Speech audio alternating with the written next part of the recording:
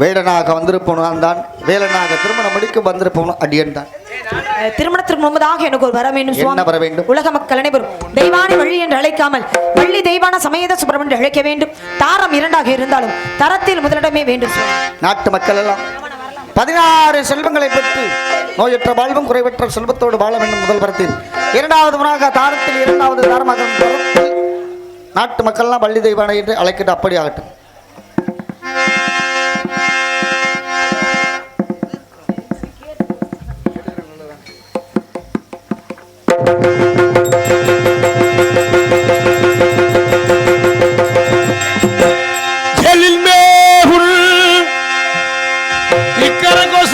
தளத்தினிலே